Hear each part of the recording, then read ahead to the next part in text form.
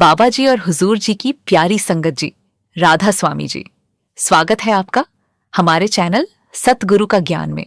संगत जी, जब हम शांत चित्त होकर नाम सिमरन में बैठते हैं, जब हम उस अकाल पुरख की महिमा का गुणगान करते हैं, तो अक्सर हमारे नयनों से नीर बहने लगता है। वे आंसू क्यों आते हैं? उनका हमारी रूह से क्या संबंध है? क्या वे आंसू हमारे किसी दुख के प्रतीक हैं या वे किसी ईश्वरीय शक्ति के आगमन का संकेत हैं? और इस पूरी प्रक्रिया में हमारी आत्मा का वास्तविक रहस्य क्या है? आज हम इस रूहानी मार्ग के इन सभी गुप्त और परम रहस्यों को बहुत गहराई से समझने का प्रयास करेंगे। संगत जी, ये वीडियो अत्यंत ज्ञानवर्धक है, इसे अंत तक अवश्य सुने। और हाँ, अगर आप हमारे चैनल सतगुरु का ज्ञान पर नए हैं तो जल्दी से सब्सक्राइब कर लीजिए। संगत जी, इससे पहले कि हम आंसुओं के रहस्य को समझें, हमारे लिए यह जानना परम आवश्यक है कि सिमरन और भजन वास्तव में क्या है। आज संसार में सिमरन और भजन के अर्थ को केवल एक शारीरिक क्रिया तक सीमित कर दिया गया है, जो कि अधूरा सच है। सिमरन का अर्थ केवल मुख से किसी नाम या मंत्र को बार बार दोहराना नहीं है। सिमरन का वास्तविक रूहानी अर्थ है याद। एक ऐसी याद जो हमारे रोम रोम में इस कदर बस जाए कि सांस लेते और छोड़ते समय भी वह हमसे अलग न हो। जब हम किसी सांसारिक वस्तु या व्यक्ति से अत्यधिक प्रेम करते हैं तो हमें उसका सिमरन स्वतः ही होता रहता है, उसके लिए हमें कोई प्रयास नहीं करना पड़ता। इसी प्रकार जब आत्मा अपने मूल परमात्मा के प्रेम में इस कदर रंग जाती है कि उसे उठते बैठते सोते जागते केवल वही एक अकाल पुरख याद रहता है, तो उस अवस्था को वास्तविक सिमरन कहते हैं। ये जीव की वह स्थिति है जहां वाणी मौन हो जाती है और हृदय की धड़कनें नाम जपने लगती हैं। जब सिमरन और भजन अपनी चरम सीमा पर पहुंचते हैं तो शरीर और मन की सुध बुद्ध खो जाती है। साधक संसार और स्वयं के अस्तित्व को भूल जाता है। इसी परम अवस्था में आंखों से अश्रुधारा प्रवाहित होने लगती है, जो इस बात का प्रत्यक्ष प्रमाण है कि अब जीव का संबंध इस नश्वर संसार से टूटकर उस अविनाशी परमात्मा से जुड़ चुका है। संगत जी, सिमरन के समय आने वाले आंसू को साधारण आंसू नहीं होते। ये संसार के किसी भौतिक दुख, मान अपमान या किसी नुकसान के कारण बहने वाले आंसू नहीं हैं। ये तो आत्मा की अंतरात्मा से निकली हुई पुकार है। रूहानी मार्ग में इन आंसुओं के कई गहरे संकेत और दिव्य अर्थ होते हैं, जिन्हें संत महापुरुषों ने अपने अनुभवों के आधार पर हमारे समक्ष प्रकट किया है। हम मनुष्य न जाने कितने जन्मों के विकारों, काम, क्रोध, लोभ, मोह, अहंकार का भारी बोझ अपने सिर पर लादे हुए इस रूहानी मार्ग पर बैठे हैं। हमारा अंतःकरण जन्म जन्मांतरों के पापों के कारण काला और मैला हो चुका है। जब हम सच्चे मन से परमात्मा का नाम सिमरन करते हैं तो वह नाम हमारे भीतर एक प्रचंड ज्योति की तरह काम करता है। जैसे अग्नि सोने को तपाकर उसकी सारी अशुद्धियां दूर कर देती है और उसे शुद्ध कुंदन बना देती है, वैसे ही नाम की अग्नि हमारे अंतःकरण को शुद्ध करती है। सिमरन में आने वाले आंसू इस बात का स्पष्ट संकेत हैं कि आपके भीतर जमा हुए जन्म जन्मांतरों के पाप और मैल धुल रहे हैं। यह आत्मा का दिव्य स्नान है। जैसे बाहर की सफाई के लिए जल की आवश्यकता होती है, वैसे ही भीतर के मन को धोने के लिए परमात्मा के विरह और प्रेम के आंसुओं की आवश्यकता होती है। हमारी आत्मा उस परमपिता परमात्मा का ही एक छोटा सा अंश है। यह अंश अपने मूल से बिछड़कर इस संसार के चक्रव्यूह में भटक रहा है। जब सिमरन के माध्यम से आत्मा पर से माया का पर्दा थोड़ा सा हटता है तो उसे अपने अलग होने का भान होता है। उसे याद आता है कि उसका वास्तविक घर यह संसार नहीं, बल्कि वह सचखंड है जहां केवल आनंद ही आनंद है। इस भान के होते ही आत्मा के भीतर एक तीव्र विरह, बिछड़न का दुख पैदा होता है। यह विरह की अग्नि जब भीतर बहुत अधिक बढ़ जाती है तो वह सहन नहीं होती और आंखों के रास्ते बाहर निकलती है। ये आंसू संकेत हैं कि अब आत्मा अपने प्रियतम परमात्मा से मिलने के लिए पूरी तरह से व्याकुल हो चुकी है और अब वह इस संसार के झूठे खिलौनों से बहलने वाली नहीं है। मनुष्य के मार्ग में सबसे बड़ी बाधा उसका अपना अहंकार है। मैं कुछ हूं, मेरा पद, मेरी प्रतिष्ठा, मेरा ज्ञान, का यह भाव ही हमें ईश्वर से दूर रखता है। परमात्मा अत्यंत कोमल और पवित्र है। वह कठोर और अहंकारी हृदय में कभी वास नहीं करता। जब हम सच्चे मन से भजन में बैठते हैं और उस परमात्मा की विशालता, उसकी दयालुता और अपनी तुच्छता का अनुभव करते हैं, तो हमारा मैं भाव पिघलने लगता है। जब अहंकार का यह कठोर किला टूटता है तो हृदय मोम की तरह कोमल हो जाता है।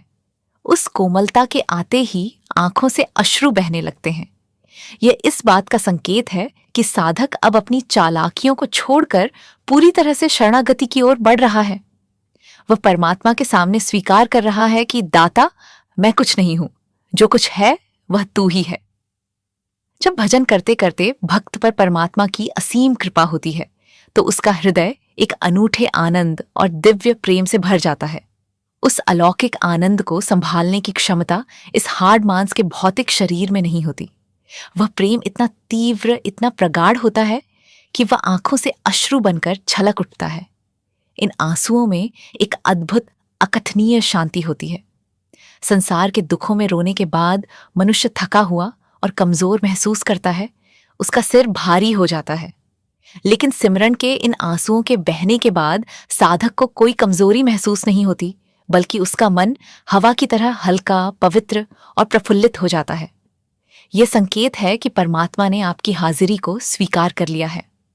साध संगत जी, जब तक हमारा मन संसार के विचारों में भटकेगा, तब तक आंखों में ये रूहानी आंसू नहीं आ सकते। जब तक मन में दुकान, मकान, परिवार और दुनिया के धंधे चल रहे हैं, तब तक आंखें सूखी रहेंगी। लेकिन जब सिमरन करते करते मन पूरी तरह से एकाग्र हो जाता है, जब 9 द्वारों से सूरत सिमटकर 10वें द्वार, तीसरे तिल पर एकत्र होने लगती है, तब विचार शांत हो जाते हैं। जैसे ही विचार शांत होते हैं और सूरत का संबंध उस आंतरिक शब्द या अनहद नाद से होता है, वैसे ही आंखों से अविरल अश्रुधारा प्रवाहित होने लगती है। ये इस बात का बहुत बड़ा संकेत है कि आपका ध्यान अब बाहरी दुनिया से पूरी तरह से हटकर अंतर्मुखी हो रहा है और आपकी सूरत शब्द में लीन होने के लिए तैयार है। संगत जी, अब हम उस महान रहस्य की ओर बढ़ते हैं जिसे जानना हर साधक के लिए अनिवार्य है, आत्मा का रहस्य। संत महापुरुषों की वाणी में कहा गया है, आत्म में राम, राम में आत्म, अर्थात आत्मा में परमात्मा का वास है और परमात्मा में आत्मा समाई हुई है। दोनों में कोई तात्विक भेद नहीं है। तो फिर प्रश्न उठता है कि यदि आत्मा स्वयं परमात्मा का रूप है, तो वह इतनी दुखी, अशांत और जन्म मरण के चक्र में क्यों भटक रही है? आइए इस रहस्य की परतों को खोलते हैं। आत्मा का कोई रंग, रूप, आकार नहीं है जिसे इन भौतिक आंखों से देखा जा सके। आत्मा न तो कभी पैदा होती है और न ही कभी मरती है। ये अजर, अमर, अविनाशी और शाश्वत है। ये शुद्ध चेतन तत्व है। ये स्वयं प्रकाशमान है और आनंद का अगाध स्रोत है। आत्मा को न शस्त्र काट सकते हैं, न अग्नि जला सकती है, न वायु सुखा सकती है और न ही जल इसे गीला कर सकता है।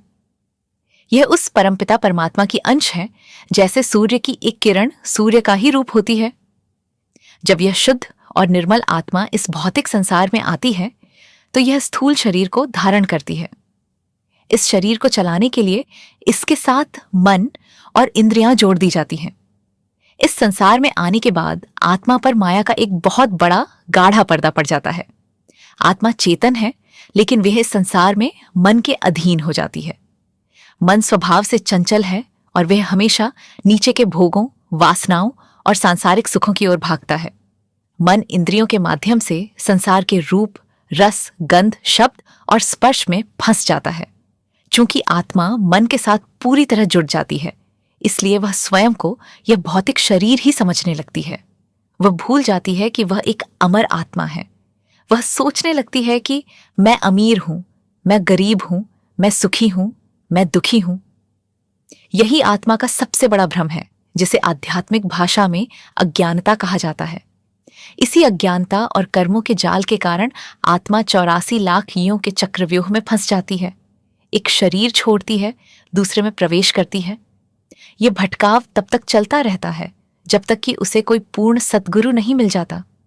आत्मा को इस भयानक बंधन से मुक्त करने का एकमात्र साधन है शब्द, नाम या अनहद धुन का सिमरण।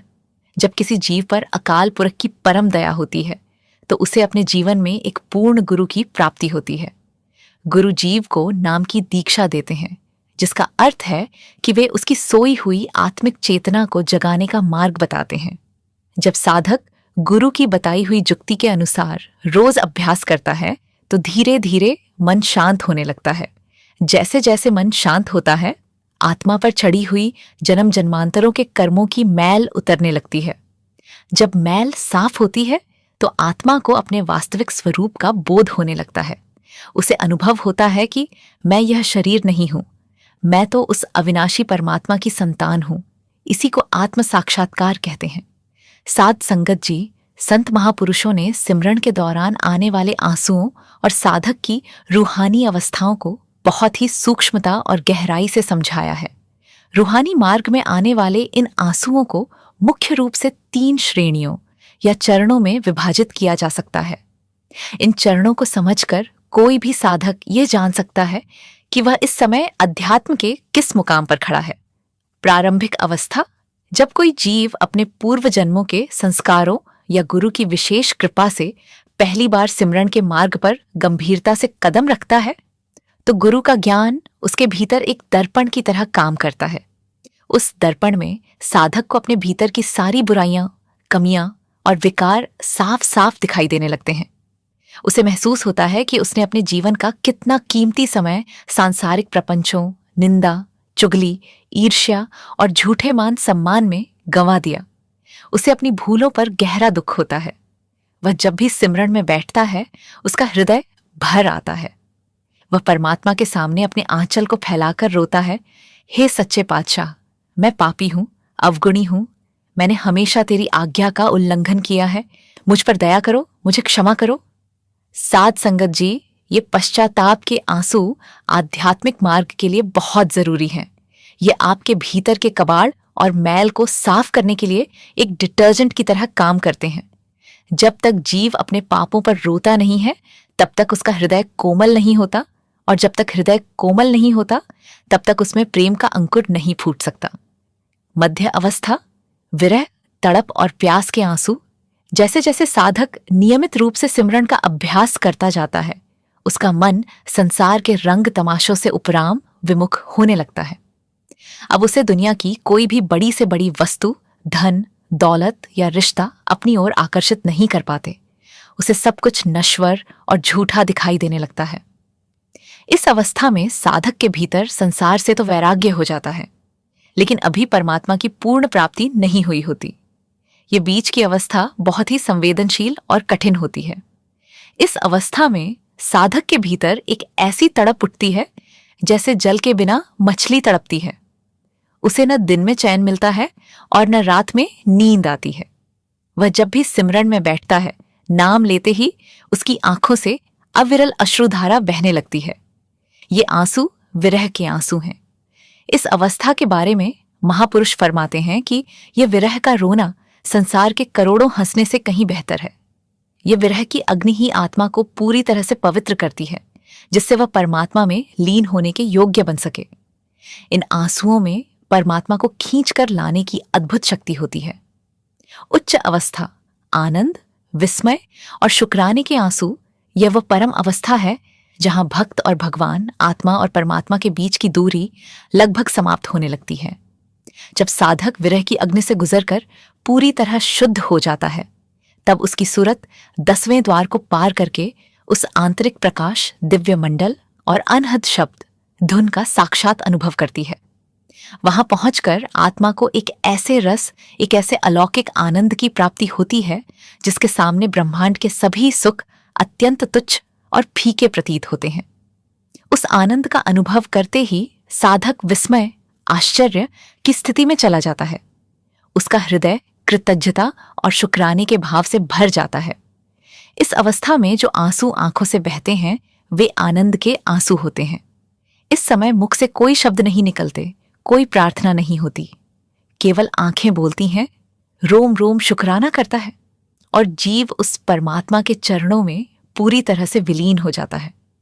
इन आंसुओं में एक ऐसी शीतलता होती है जो आत्मा की सदियों की तपन को शांत कर देती है। संगत जी, रूहानी मार्ग पर चलने वाले हर साधक की एक बहुत बड़ी समस्या होती है कि जब हम सिमरन में बैठते हैं तो मन टिकता नहीं है। मन संसार की बातों में, पुरानी यादों में भागने लगता है। हम नाम तो जपते हैं लेकिन ध्यान कहीं और होता है। आइए इस समस्या के गहरे कारणों और संतों द्वारा बताए गए समाधानों पर विचार करें। मन का स्वभाव है कि वह हमेशा रस, आनंद का खोजी रहता है। इस संसार में उसे रूप, पैसे, परिवार और भोगों में रस मिलता है, इसलिए वह बार बार वहीं जाता है। जब तक मन को संसार के रसों से बड़ा कोई रस नहीं मिल जाता, तब तक वह भागना बंद नहीं करेगा। आप इसे जबरदस्ती या बलपूर्वक नहीं रोक सकते। यदि आप इसे बलपूर्वक रोकेंगे तो यह और अधिक विद्रोह करेगा। संत महापुरुष हमें मन को वश में करने की बहुत ही सहज और वैज्ञानिक जुक्ति बताते हैं। 1. नियमितता और नियम, नित्यनेम। सिमरन का कोई शॉर्टकट नहीं है। आपको रोज एक निश्चित समय पर, चाहे मन करे या न करे, सिमरन के लिए बैठना ही होगा। इसे अपने जीवन का सबसे महत्वपूर्ण कार्य बनाएं। 2. प्यार और धीरज से काम लें। जब आप सिमरन में बैठें और मन भाग जाए तो उस पर क्रोधित न हो, उसे डांटे नहीं। बहुत ही प्यार और धीरज से उसे वापस नाम पर लेकर आएं। जैसे एक छोटे बच्चे को बार बार उंगली पकड़कर चलना सिखाया जाता है, वैसे ही मन को बार बार नाम के अभ्यास पर लगाएं। 3. अमृत वेले का महत्व। सिमरन के लिए सबसे उत्तम समय अमृत वेला, सूर्योदय से पूर्व का समय, लगभग 3 से 6 बजे माना गया है। इस समय पूरी प्रकृति शांत होती है, संसार सो रहा होता है और वातावरण में सात्विक ऊर्जा का प्रवाह होता है। अमृत वेले किया गया सिमरन बहुत जल्दी एकाग्रता प्रदान करता है। 4. आंतरिक रस का सहारा। जब आप निरंतर सिमरन करते हैं तो धीरे धीरे आपके भीतर नाम का रस प्रकट होने लगता है। यह रस इतना मीठा और आनंददायक होता है कि इसके सामने संसार के सभी रस फीके पड़ जाते हैं। जैसे ही मन को यह आंतरिक रस मिलना शुरू होता है, वह बाहर संगत जी।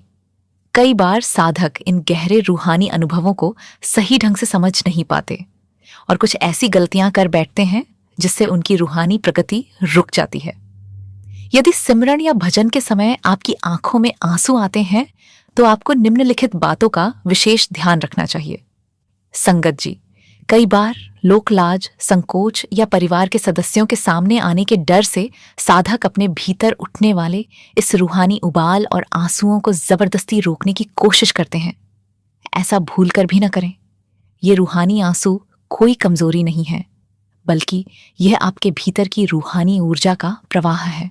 यदि आप इन्हें जबरदस्ती रोकेंगे तो वह दिव्य ऊर्जा आपके भीतर ही अवरुद्ध हो जाएगी, जिससे आपका सिर भारी हो सकता है या मन में बेचैनी बढ़ सकती है।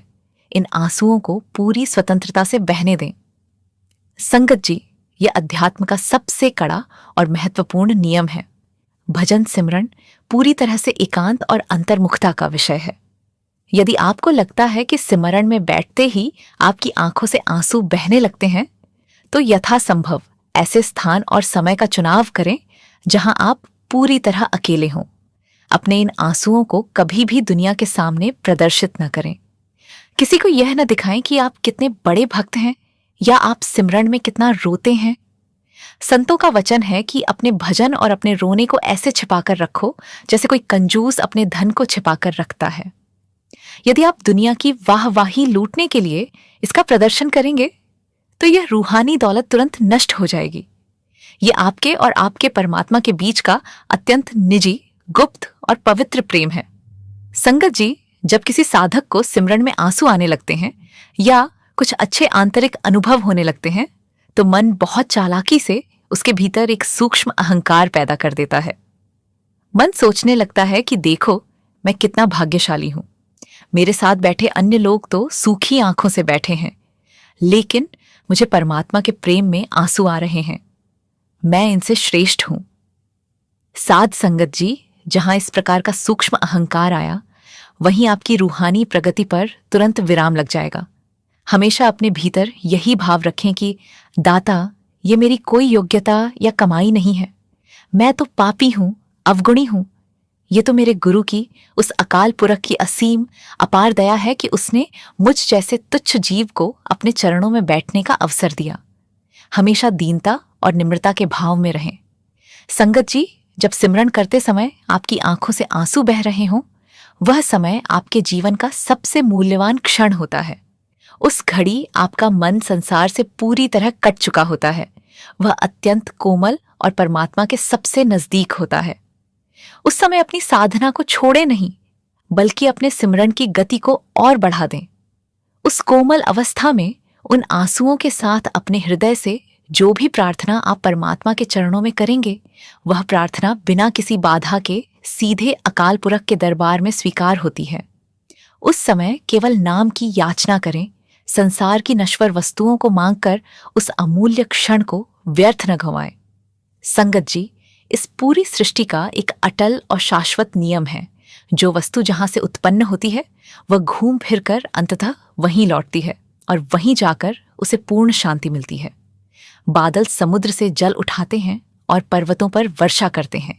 वहां से छोटी छोटी जलधाराएं निकलती हैं, जो आगे चलकर नदियों का रूप ले लेती हैं।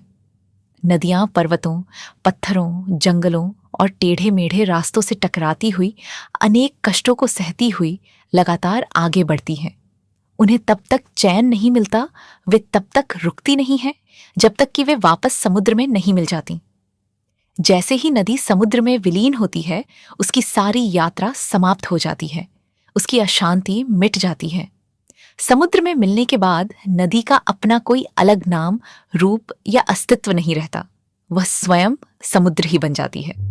ठीक इसी प्रकार हमारी यह आत्मा उस परमात्मा रूपी अगाध अनंत महासागर की एक दिव्य बूंद है। यह अपने मूल घर सचखंड से अलग होकर इस संसार के दुखों, कष्टों, विकारों और योनियों के पहाड़ों से गुजरती हुई सदियों से भटक रही है। इस संसार में इसे चाहे कितना भी धन, दौलत, परिवार या सुख मिल जाए, ये कभी वास्तव में सुखी और शांत नहीं हो सकती, क्योंकि इसका घर यह संसार है ही नहीं। सिमरन और भजन वह एकमात्र रूहानी मार्ग है। वह दिव्य जुक्ति है जो इस भटकी हुई आत्मिक बूंद को वापस उस परमात्मा रूपी महासागर की ओर ले जाती है। जब सिमरन करते करते विरह की अग्नि में तड़पते तड़पते और रोते रोते आत्मा के ऊपर जमी हुई मन और माया की सारी मैल पूरी तरह धुल जाती है, तो आत्मा एकदम निर्मल और शुद्ध हो जाती है। तब वह पावन दिन आता है जब आत्मा और परमात्मा के बीच का कल्पित भेद हमेशा के लिए मिट जाता है। संत कबीर जी और अन्य महापुरुषों ने इस अवस्था को बहुत सुंदर शब्दों में बयां किया है। ज्यों जल मही जलु आई खटाना, त्यों ज्योति संगी ज्योति समाना। जैसे पानी में पानी मिला देने के बाद कोई भी दुनिया की शक्ति उन्हें अलग नहीं कर सकती। कोई नहीं बता सकता कि कौन सा पानी कहाँ से आया था। ठीक वैसे ही जब यह निर्मल आत्मा उस परम ज्योति परमात्मा में विलीन होती है, तो वह स्वयं परमात्मा ही हो जाती है। इसी परम अवस्था को मोक्ष, मुक्ति या पूर्ण संतों की अवस्था कहा जाता है। यही इस मानव जीवन का एकमात्र सर्वोच्च लक्ष्य है। संगत जी, यदि आपको सिमरन करते समय, गुरु की महिमा सुनते समय या भजन गाते समय आंखों में नमी महसूस होती है या आपकी आंखों से अश्रुधारा बह निकलती है, तो कभी भी भ्रमित या भयभीत न हो। अपने आप को इस ब्रह्मांड का सबसे भाग्यशाली जीव समझें। ये इस बात का जीवंत प्रमाण है कि उस अकाल पुरख ने, उस सच्चे पातशाह ने आपकी सदियों पुरानी पुकार को सुन लिया है। उन्होंने आपकी ओर अपना दया का हाथ बढ़ा दिया है और आपकी आत्मा की सोई हुई चेतना अब धीरे धीरे जाग रही है। इन आंसुओं को व्यर्थ के सांसारिक कार्यों या विचारों में न घुमाएं। ये ईश्वर के अलौकिक प्रेम की वह पावन वर्षा है जो आपके हृदय रूपी सूखी भूमि को उपजाऊ बना रही है, ताकि उसमें गुरु द्वारा दिया गया नाम का बीज अंकुरित हो सके, बढ़ सके और एक दिन पूर्ण रूहानी फल दे सके। दृढ़ विश्वास, अटूट श्रद्धा और पूर्ण समर्पण के साथ रोज नियम से अपने नित्यनेम का पालन करें। अमृत वेले उठकर उस मालिक के चरणों में हाजिरी लगाएं। अपने भीतर के उस महान रूहानी रहस्य को जानने का प्रयास करें। अपनी आत्मा को पहचानें और इस अनमोल मानव जीवन को सफल बनाएं, जो बड़े ही भाग्यों से हमें प्राप्त हुआ है। आइए हम सब मिलकर उस परमपिता अकाल पुरख सच्चे पातशाह के पावन चरणों में कोटि कोटि नमन करें और पूरे हृदय से यह प्रार्थना करें कि हे सच्चे पातशाह, हमें अपने नाम की अनमोल दात बख्शना, हमारे हृदयों को अपने सच्चे प्रेम से सराबोर कर देना, हमारी सूरत को शब्द के साथ जोड़ देना और हमारी इन आंखों को हमेशा अपने विरह और आनंद के पवित्र अश्रुओं से गीला रखना, ताकि हमारे भीतर का अहंकार कभी सिर न उठा सके। संगत जी, यदि आपको आज का यह सत्संग, ये रूहानी विचार अच्छा लगा हो तो इसे अपने अन्य सत्संगी भाई बहनों के साथ जरूर शेयर करें, ताकि किसी तड़पती हुई रूह को हौसला मिल सके। साथ ही ऐसे ही गहरे आध्यात्मिक सत्संग, भजन सिमरन की विधि और संतमत से जुड़े रहस्यों को सुनने के लिए हमारे चैनल सतगुरु का ज्ञान को जरूर सब्सक्राइब करें। कमेंट में राधा स्वामी लिखकर अपनी हाजिरी जरूर लगाएं।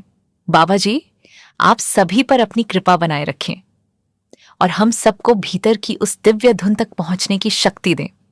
मिलते हैं अगली वीडियो में एक नए आध्यात्मिक रहस्य के साथ। राधा स्वामी जी।